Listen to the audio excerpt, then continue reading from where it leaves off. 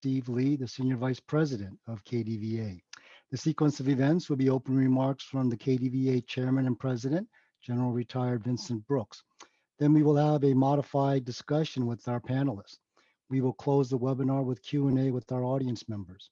This is an important part of KDVA webinars because we value your opinions, thoughts, and questions. You can write questions in English or Korean at any time using the Q&A tab at the bottom of your screen. You can do this even before the Q&A session starts. Please keep the questions short and relevant to our discussion and address your questions to a panelist. This webinar will be available on the kdva.vet, that's VET, digital library, and the KDVA YouTube channel later today. Now, ladies and gentlemen, General Brooks, sir. Okay, thanks, Steve Lee, and thank you to the team for arranging yet another webinar that I know will be very, very successful. So to our friends in Korea, good evening to you. It's pretty late in the evening there, and we appreciate that you've joined us at this time of the day. And for those of you who are in the United States, good morning. That's the way it always is for the Alliance. We're always in two different sides of the world, yet focus on one very important thing, and that's the Korea-U.S. Alliance that has lasted with such great strength under tremendous pressure for so many years along the way. I am delighted to be able to welcome everyone this morning to this webinar, part of the 101 series, as Colonel Steve Lee just introduced it. And I think that it's a great focus for us all to every now and then to just dig into some of the very basics about the Alliance and the basics about Korea. And that's why this program exists. It's for our members who have firsthand experience in Korea, but there are always little factoids that they might not have known and that they can learn as they pay attention to this particular program. But it's also for our viewers, our followers who are interested in Korea and in the Alliance, and also may learn something new with each one of these events that we do. Today promises to be an extra special one, and we're really excited that our interns are the ones who you'll be hearing from today. They reflect not only a tremendous set of young emerging leaders in both societies who remain as devoted to the Alliance as those older people like myself who had opportunities to touch the Alliance along the way. And I think that speaks to the strength of the Alliance through the generations and through the years, where even the younger generations now recognize it, appreciate it, and as you will see today, contribute to it. To our interns, thank you all for first being interns with the Korea Defense Veterans Association. You do make a difference in what we do. A lot of behind the scenes work that we wouldn't be able to get the things done if we didn't have your help. And so I want to thank you right here and right now, and in the presence of all of our attendees. Thank you for making a difference on our team. And we certainly wish you great success in today's effort. We look forward to just hearing your perspective, the perspective of a younger generation from both sides of the Alliance, about what this Alliance means and what Korea is all about. And I think that your words will resonate with everyone who's viewing and listening because they're the words of a much purer view, a firsthand experience of the residuals of so many years of the Alliance and how it looks for the future. So ladies and gentlemen, enjoy today's session. I look forward to it. And thank you all for your support of the Korea Defense Veterans Association. Don't forget to visit us at kdva.vet, just like Steve Lee talked about. You can always learn more information, and especially if you've served in Korea, you can join us. Your membership is already paid for by your service. Ladies and gentlemen, have a great day, and I look forward to hearing the remarks. And I'm going to close my camera so that I don't distract from our interns. 감사합니다. Together for the Alliance. Sir, thank you very much. We'll go 2 rounds with our KDVA interns. The first round will be about the basics of the ROK-U.S. Alliance in Korea, our Alliance 101 and Korea 101 series. For round 2, we will dive a little deeper into the Alliance and Korea, what we call Beyond 101. So let me ring the bell for round 1. Suleiman studied at Yonsei University in Seoul and has worked at the Wilson Center and East-West Center. Celine, tell us about the Alliance 101 and Korea 101 series. Thank you. As many of you already know, in March of this year, KDVA has launched our Instagram along with the Korea 101 and ROK-U.S Alliance 101 projects. The purpose of these projects is to explore and educate our audience about South Korean culture and the ROK-U.S Alliance through engaging social media posts and stories. The Korea 101 series shares a wide variety of topics from food to history to K-pop to technology in order to promote appreciation for South Korea and by extension, the ROK-U.S Alliance. The ROK-U.S Alliance 101 series, on the other hand, is more focused on providing education on the political and military relationship between the two countries. Since the Republic of Korea is one of the United States' most important allies in East Asia, maintaining and appreciating the relationship is crucial to America's future presence in the region. As a recent graduate from the George Washington University, who graduated with a BA in International Affairs and a minor in Korean Language and Literature, the Korean Peninsula has been the primary focus of my academic studies. After graduating, I was a social media intern for the Wilson Center and was introduced to the world of graphic design. I was able to get in touch with my creative side and saw how visualization can make a huge positive impact on social media traffic. As a result, when I found out that KDVA was doing a project on Instagram and Twitter and Facebook, I was delighted to use both my background on the Korean Peninsula and my newfound graphic design skills to bring more awareness about South Korea, the ROK-U.S Alliance, KDVA, and our mission. Back to you, Colonel Lee. Okay, thank you very much. Kyung-dong Kim is a proud member of the Brotherhood of Katusa Soldiers who served with the U.S. 8th Army in Korea. Kyung-dong, what is CFC, or the Combined Forces Command?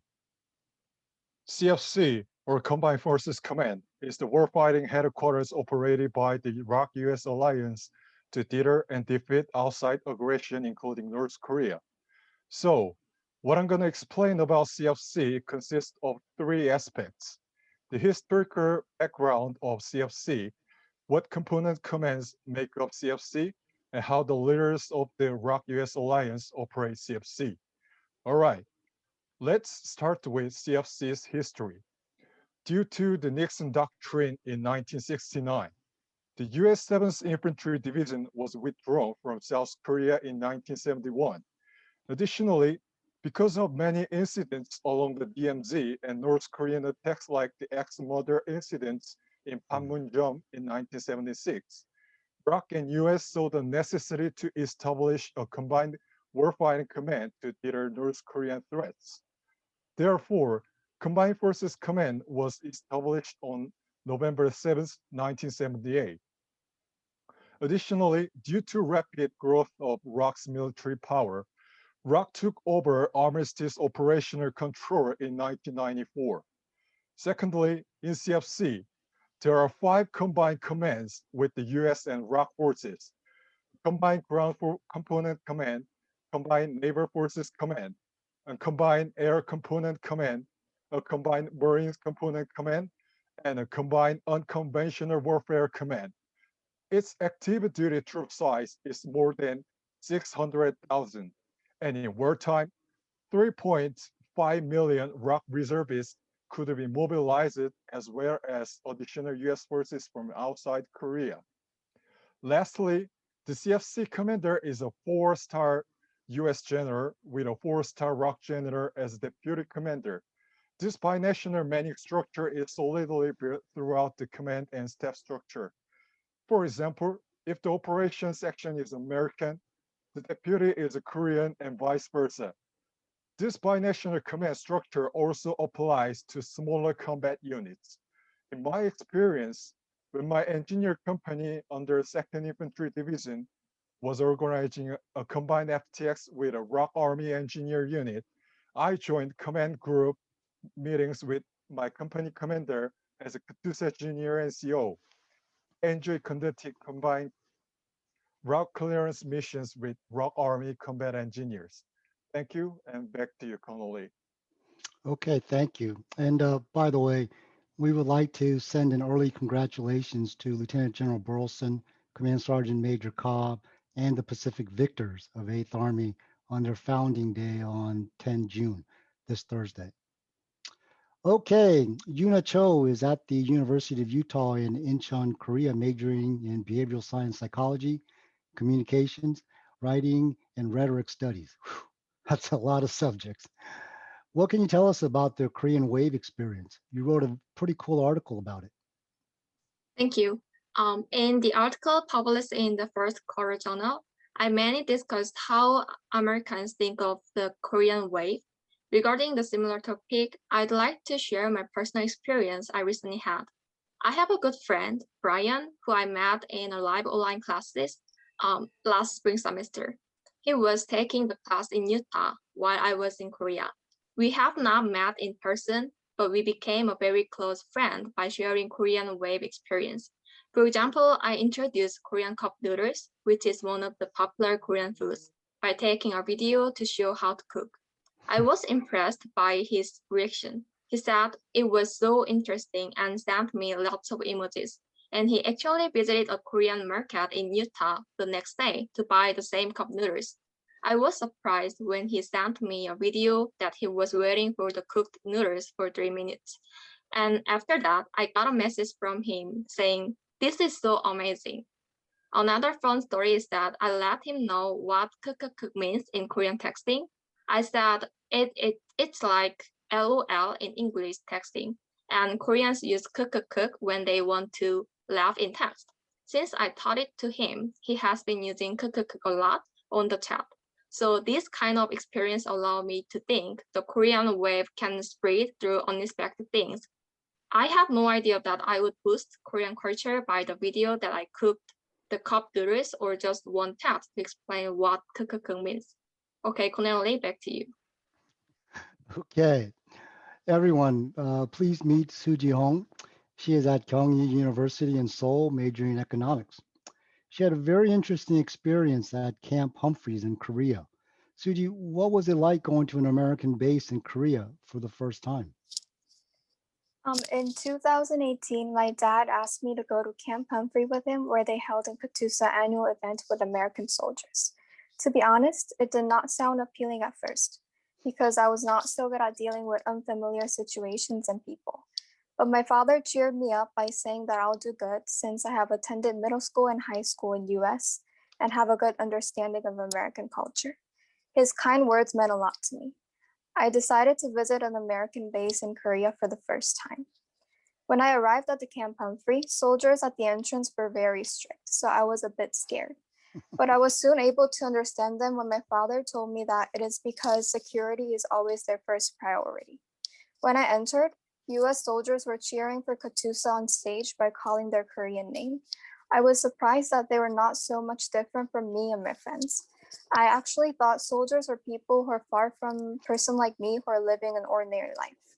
But I realized that they are kind-hearted people who just love each other like I love my friends.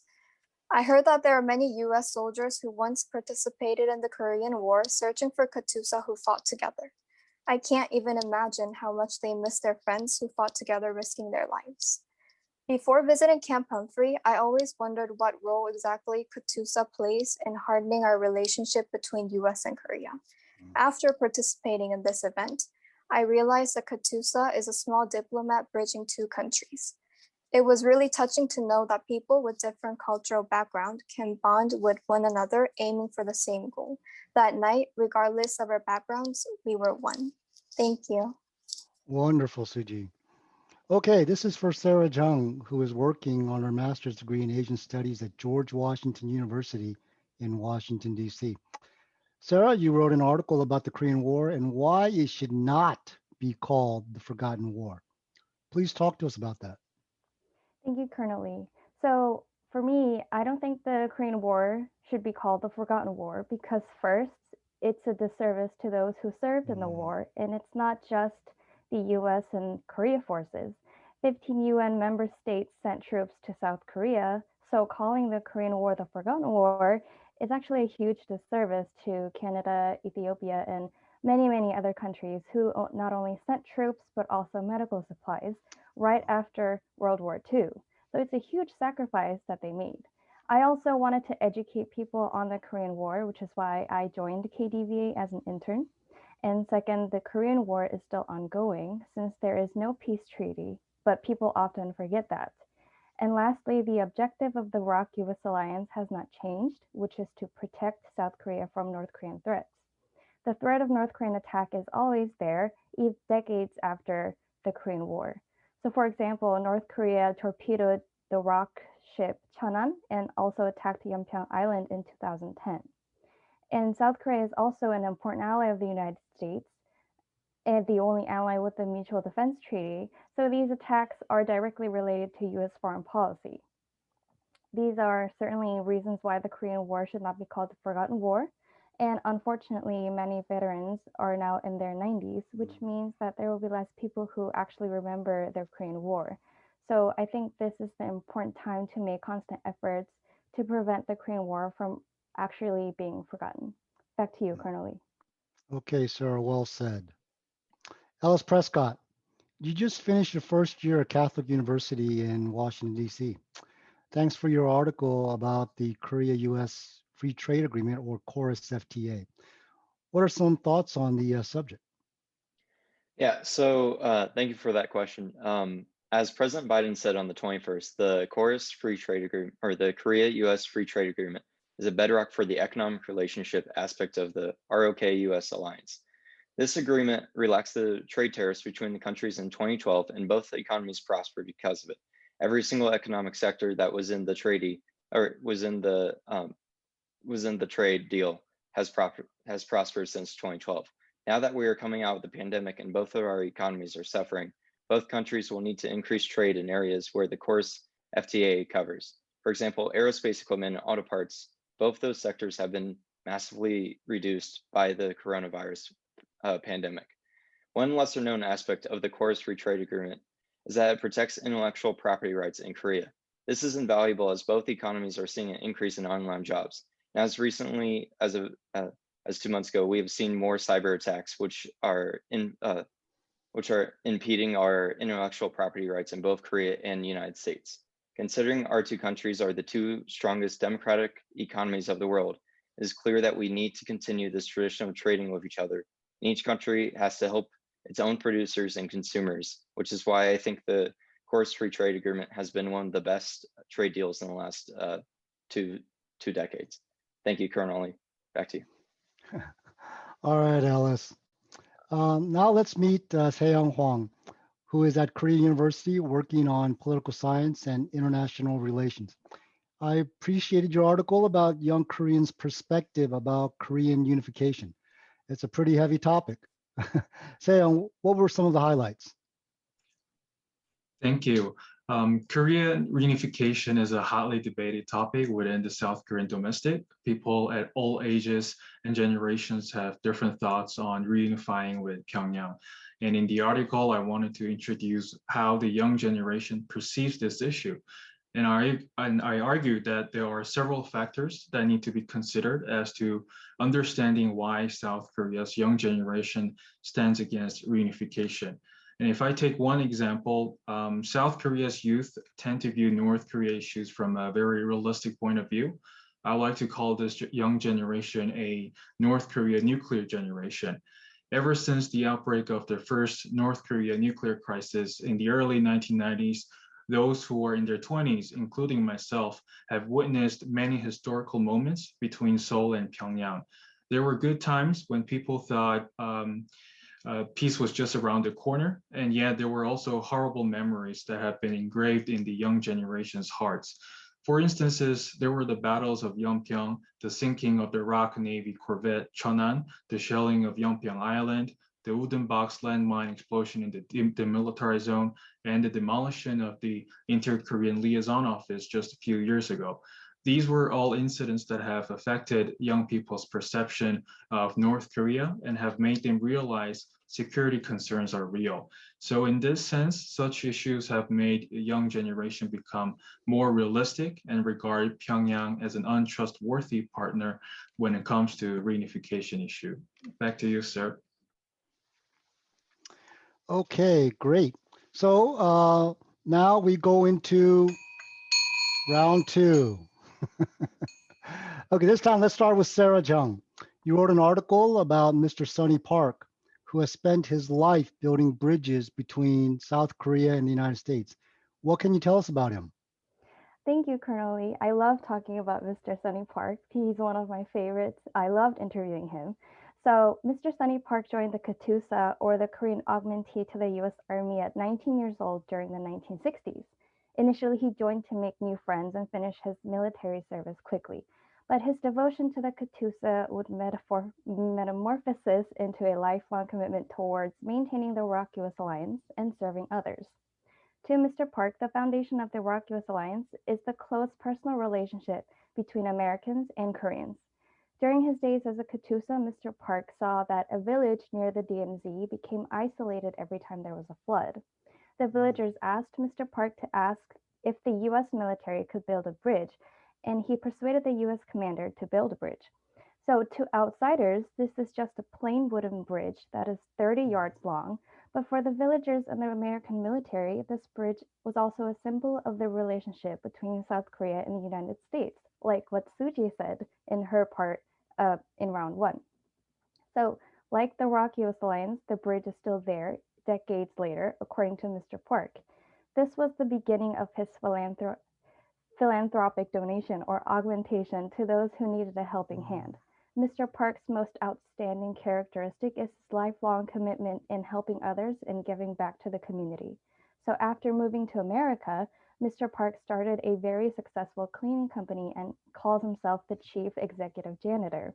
He is a board member of so many nonprofit organizations, including being a member of the KDVA Council of Advisors, has made many speeches at colleges, has been awarded the U.S. Patriot Award in 2002, but he feels the proudest as a chief executive janitor. He calls himself this because he's very proud. Janitors aren't fancy, but are necessary for clean environments. So like his occupation and name suggests, Mr. Sonny Park shines on the people and the places around him. Thank you, Colonel Lee. Oh, wonderful story. Thank you. Seong, you researched where North Korea is now and advised Chairman Kim Jong-un not to dig his own grave. Now, those are pretty provocative words. The floor is yours. So it was actually my intention to make the title as provocative as possible, hoping that Kim Jong-un could read my article one day. I'm not sure if it worked, but anyway, I wanted to argue that Pyongyang should not repeat its old playbook of welcoming new presidents or new North Korea policies by carrying out attention-grabbing provocations. It's because I believe such provocative actions will only do more harm than good to North Korea. Any types of military provocations, including missile tests, will only bring forceful measures on Pyongyang, and the momentum for resuming nuclear talks will be gone, especially given that the reclusive regime is struggling with poorer economic conditions amid the outbreak of COVID-19. And furthermore, it is not just Seoul and Washington that needs to pursue diplomacy, but I think Pyongyang should be actively engaged in diplomacy as well if Kim Jong-un truly wants to prove what he shed was not crocodile tears during the military parade last year. So it is diplomacy and not ratcheting up tension on the Korean Peninsula that will bring economic prosperity to North Korean people. Thank you. Okay, short administrative announcement. Again, if you have any questions, please type them in the Q&A section. Okay, Ellis Prescott, you wrote an article about the new ROK-U.S. relationship and where it might be headed. What are some of your thoughts? So in my article, I reference how South Korea acts as a stabilizing country for the East Asia region. And with the previous administration kind of basically hardening that and rising tensions between the two countries, and with tensions rising in East Asia, it is clear that we need to continue to foster the great relationship that we have between our two countries.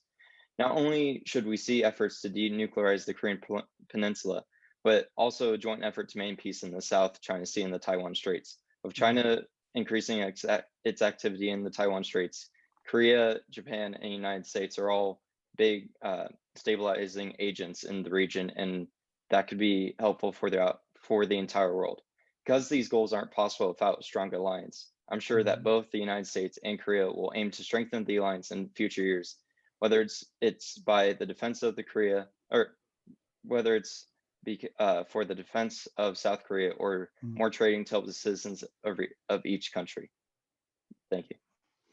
Okay, Ellis, thanks. Yuna, you have the great experience of having been educated in the United States and South Korea. What is the best lesson you got from the different education systems? Thank you. First, I'd like to say I have been able to experience two different cultures. I mean, the different educations enabled me to broaden my perspectives. The best lesson I got is to learn how to embrace differences in people with different backgrounds, especially studying at the University of Utah in Incheon. Its global learning environment has allowed me to meet students with different cultural backgrounds and work with different individuals.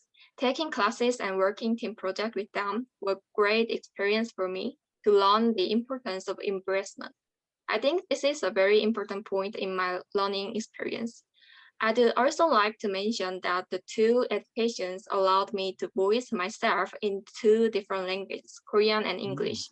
As a bilingual who understands Korean and American cultures, I have learned how to communicate with others in the two languages and deliver my message to the public both in Korea and the US. In other words, I could say my world has broadened.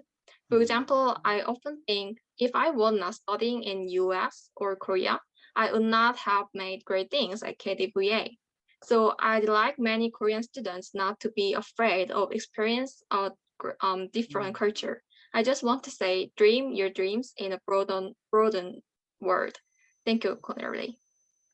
Oh, what wonderful advice. Dream your dreams in a broader world, I think. Really, really great advice. Thank you very much, Yuna.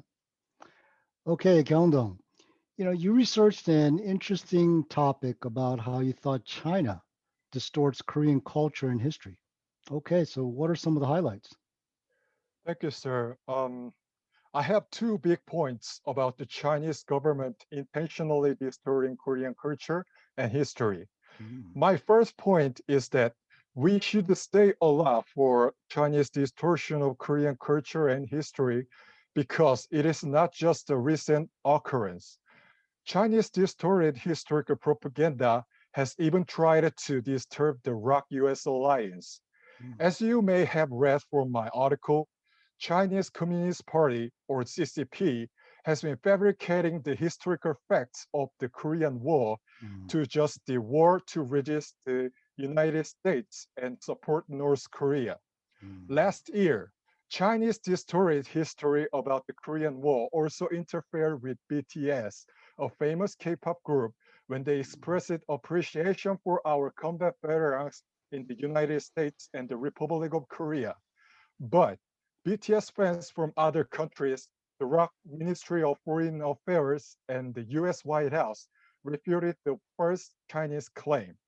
However, China's propaganda of distorted history did not start yesterday. The CCP has been expanding false claims to educational materials, entertainment industry, video game development, and broadcasting systems. For instance, since the 2010s, some Chinese broadcasting companies supported by the CCP have been televising propaganda movies and dramas to deliver the message that the Korean War is the war to resist the United States and support North Korea. The CCP has also been trying to encroach its propaganda on foreign enterprises with their money. Secondly, even if this is just my personal opinion, I think ROK-U.S. beyond the security must cooperate more closely in various fields, such as education and culture, because both countries need to cope with threats like Chinese distortion of Korean history and culture. A US pro gamer in China was banned for 1 year and forfeited his prize money when he spoke out against CCP's distorted historical claims. Many people in the US regarded that the incident as a violation of his freedom of speech. Culture and history are the most important foundation of a nation's identity.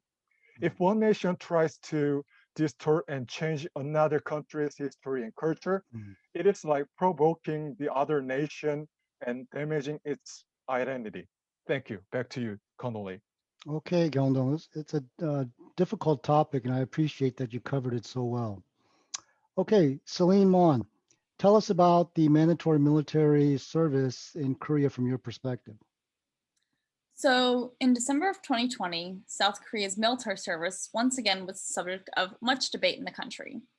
Korean Defense Minister Seok-woo stated that they would not be considering military exemption for the internationally popular K-pop boy group BTS.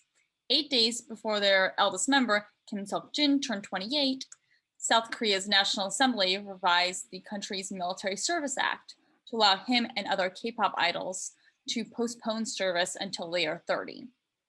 Korea's compulsory military service in general is a hot topic in the country because it is seen as a burden on many young South Korean men, as they often have to interrupt their studies or career to serve their country. Currently, the mandatory military service law in South Korea requires all male citizens between the ages of 18 to 28 to participate in 18 months of military service, previously 21 months. However, exemptions can be given to award-winning athletes, traditional and classical musicians, and artists as they increase the country's renown. But these exemptions are often quite polarizing, as some question why the program is so limited, while others want to eliminate exemptions altogether. Those who want to extend the qualifications for exemptions ask why beloved K-pop idols do not receive these military exemptions like other cultural ambassadors, as BTS has undeniably brought immeasurable positive international attention to South Korea. Culture Minister Park Yang-woo stated that in the case of BTS, I personally wish I could allow exemptions for them under certain standards, but the Military Manpower Administration and the Ministry of National Defense, in charge of conscription, are inclined to downsize the overall scope of exemption. This is likely due to previous controversies that have emerged when the public has deemed the country's administration of exemptions as too liberal and are therefore not inclined to extend the program. Back to you, Colonel Lee. Okay, and closing out round two is Suji Hong. So what is the Clean Network, and why do you think Korea should join in? On May 15, 2019, Trump U.S. administration banned the use of global telecommunication equipment, asserting that it threatens national security. Although it did not directly mention specific companies, it is mostly used to prohibit U.S. from using Huawei. The main reason for the ban is that Huawei has been using backdoors to share other countries' confidential information with China. Regardless of this wrongdoing, Huawei is growing and growing, surpassing Samsung in 2020. US government felt the need for further action. That's when the Trump administration comes up with Clean Network, which is a US government-led effort to protect citizens' privacy, as well as companies' confidential information from Chinese 5G network. This effort could not completely shut the company down, but it did successfully slow the growth of Huawei down. More than 50 nations are aiming for the same goal of eliminating Chinese companies like Huawei. However, Korea is yet to join the Clean Network. 30% of the Korean LTE equipment is from Huawei, including LG-U+, who has been working with Huawei since 2013. United States is continuously asking Korea to join, emphasizing the importance of Korea's participation. Korea is currently avoiding immediate response. Should Korea give up 5G and be part of the Clean Network? I personally think that Korea should join the Clean Network. Although there are short-term risks, I'm pretty sure that it is the best solution in the long run. Protecting countries' confidential information is more worthy than trying to earn a little more. Although it seems like nothing is going to happen for now, we never know what harm it will bring in the future. Some say that it is nearly impossible to change the Huawei equipment that is already installed everywhere, but we always need to keep in mind that Rome wasn't built in a day. We need to take as much time as needed and start over. Thank you. Suji, thanks for giving us such good information about this important topic. Really well done. So KDVA interns, Really, thank you so much for your interesting perspectives about the Alliance in Korea. I'm just really so proud of you. Just really well done. So now, ladies and gentlemen, we're going to open the floor for your comments, insights, and questions. Um, we got something here on chat. It's not available to everybody, but there's a gentleman in Utah who served 23 years in the U.S. Army, and he is now living in Utah. He is a publisher and editor of the Utah Asian Journal, a Korean newspaper in Utah. And he actually wants to reach out and talk to Yuna's friend Brian. So I think this is wonderful. I think this is the kind of thing that KDVA really appreciates, to convene a forum like this and to connect people. So certainly we're going to connect Yuna with this gentleman in Utah so that he can connect with Brian, who has interest in the Korean wave. So really, really appreciate that very much. Do you want to make any comments on that at all? Thank you so much. Brian is my good friend, and he is very interested in Korean cultures, and I'm sure he will like this connection between us. Thank you. Okay. Thank you very much. Okay, I'm going to take a question from our audience member. And so this is for our Korean panelists. Okay, so Korean panel, I'm sorry, not Korean, our American panelists. Ellis and Celine, just get yourself ready. Do you feel our elected leaders well understand the Korean Peninsula, especially South Korea? If you know the sitcom MASH, is that helpful or hurtful? Okay, it actually might be a couple of generations before you all's time. But if you've seen it, you can comment, all right? How is K-pop like BTS, Blackpink, K-drama on Netflix shaping young leaders 20, 30 years like you guys in the United States? So let me start with Celine on that. Yeah, I can't really talk about MASH too much because I've only seen it like on reruns on TV and a couple of clips. But I can talk a little bit more about things like K-pop and K-dramas and things of that nature. I think for a long time, I'm sure people of the older generation can definitely recognize this. Is for decades and decades and decades, South Korea was. North Korea and South Korea had a similar GDP for a very long time, and South Korea wasn't really allowed to break out of that for many, many decades. For a long time, Americans saw South Korea as, this very impoverished country.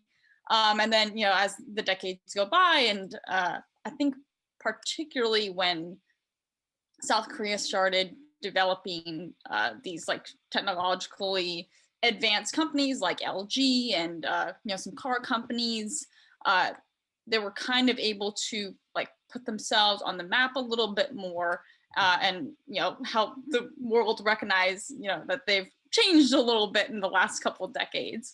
I think particularly for the younger generation, that transition has allowed for things like K-pop and K-dramas to not only just put Korea on the map and have people be able to point out where it is, but to actually be interested in the country and be more than just aware of its presence and be actually very interested in its culture and its food and beauty and things of that nature. It's in a particular niche, it does kind of shape that particular, it does kind of shape culture in a way. There are particular skincare things that Korean skincare is very trendy right now. Even, just mainstream people who don't listen to K-pop or don't listen to K-dramas, many women really look to Korean skincare.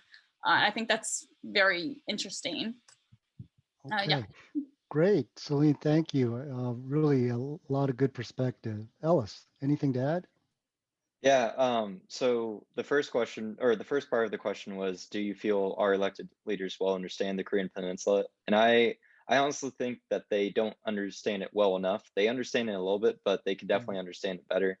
They kind of view it as the tensions between North and South Korea is just because China is influencing North Korea, and they don't understand all the actual cultural differences between North and South Korea and why there's actually some problems between the two.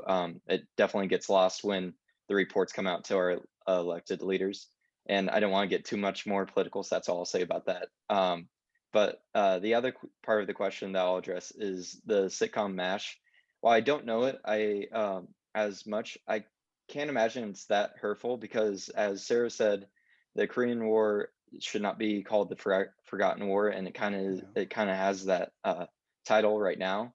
And if we can have sitcoms such as MASH that at least introduce the Korean War and definitely spread the idea of the Korean War and show the history, will, albeit comedic at times, it can definitely help understand and influence the relationship and increase the amount that definitely the younger generations know about the Korean War and the Korean Peninsula.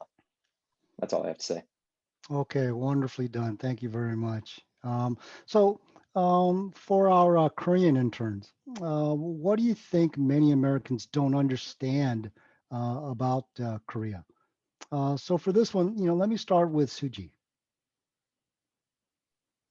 I think Americans often don't understand Korean culture because it is a lot different from United States. My friend who lives in Houston and used to love Korea always asks me about the way of how Korean people address others. Besides that, when I lived in Houston, some of my friends didn't even know where Korea was when I first met them. They didn't recognize the difference between North Korea and South Korea.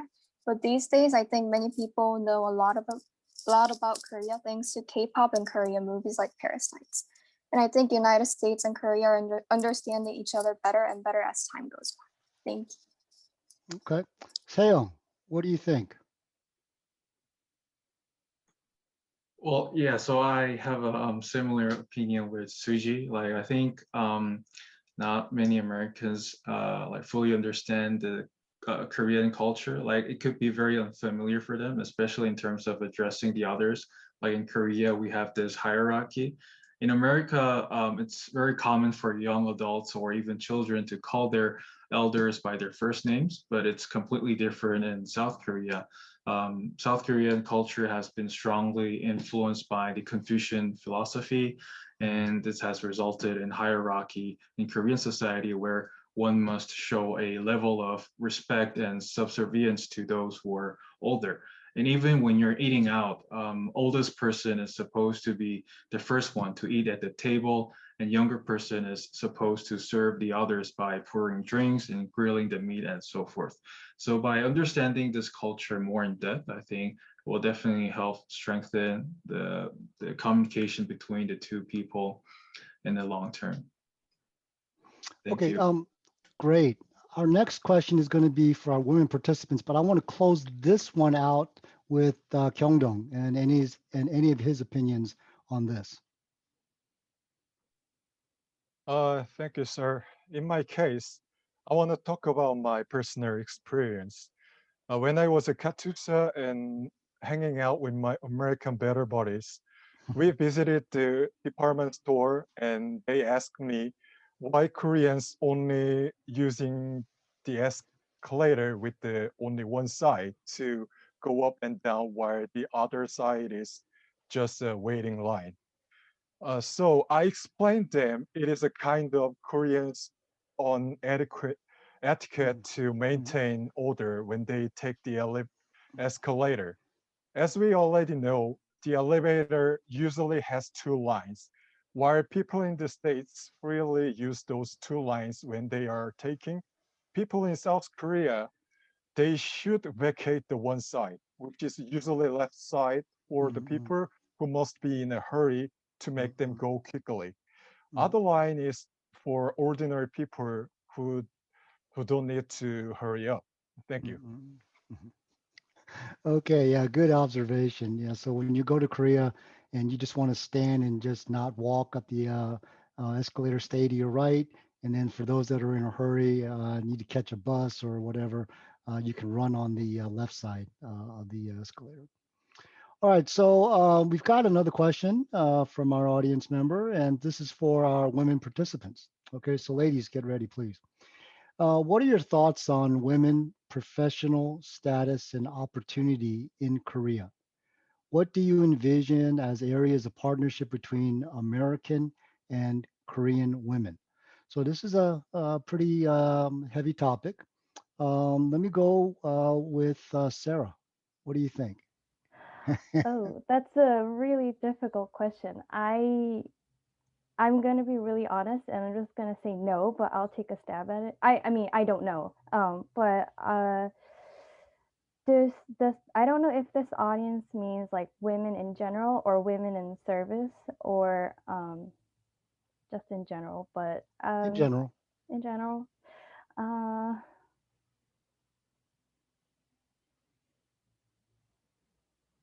What are your thoughts on women professional status and opportunity in Korea? oh, I'm sorry, compared to men or compared to Americans? No, just in Korea. Oh, just in Korea. Yeah. I think it's pretty similar to America. I mean, Mhm. So do women, you, yeah, as a woman, as a young woman who's about to enter the workforce, do you think right. that your professional status and opportunities are going to be pretty good in Korea, or are they going to be limited because you're a woman? Oh, no, I don't think that way Okay. at all. I don't think South Korea has I think South Korea is doing much better on gender equality these days, and Okay. many more people are trying to put focus on women's rights and what Okay. women's rights actually means and what is feminism. And so South Korea is in the process of learning all these things, and they're making an effort to always better society in general, not only for women but for the weaker people in society. So if I were to enter the workforce in South Korea, as I will do after I graduate, I don't think I will have any problems. Okay. Yuna, your thoughts on this question? Um, I am not sure about it because I don't think I have enough experience about woman professional status and opportunities in Korea. I mostly worked at school, and I don't think I have experienced something about gender inequality and needs within my school community. Okay, So, then do you have any thoughts about what do you envision as areas of partnership between American and Korean women? Any thoughts on that? I think maybe we could increase some education opportunities Okay. to communicate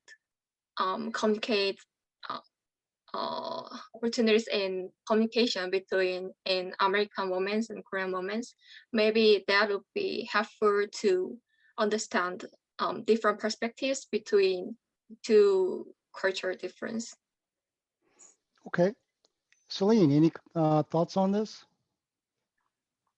I mean, I can confidently say that I have not run into any issues in the Korean professional world as a woman because I have not tried to enter the Korean professional world. The only thought I can think of is I've heard from just like, you know, general complaints of females is in Korea, but also in the United States, the issues kind of the same. Is it's less entry level issues and more when you get like older and when you get married. Is they don't want to promote you because, you know, they figure that like, oh, you're, you go up a few levels and then you get pregnant and then you leave. So they're less inclined to want to promote you and, you know, get you further in the job. So they kind of like keep you where you are. But that's the same in the United States. I don't know if it's, you know, better or worse in Korea, but that's just the only input I can put into this question. Okay, that's fine. Okay, so again, I think that was a difficult question. I appreciate y'all's perspective on it. So my next question, and I'm going to open the floor to anybody, and you can raise your hand, literally just raise your hand on the screen if you want to answer. Okay, otherwise I'll call on somebody. So what are some of your memorable learning or life experiences related to Korea and or the Alliance? So again, just raise your hand if you'd like to answer that to help lead us off. Otherwise, I'll call on somebody. Okay, Kyungdong, please, and then Sarah. I I already have a thousands of story, but if I have to say the only one of those, I would tell what happened in my basic training when I was a TUSA private. When our graduation day was coming up, the roster of holdovers in my circle had been released. Right after the names of holdovers were called, one of our U.S. Army drill sergeant made us do about 100 push-ups, except for holdovers. While we are doing the push-ups, he yelled at us like, "Do not blame them.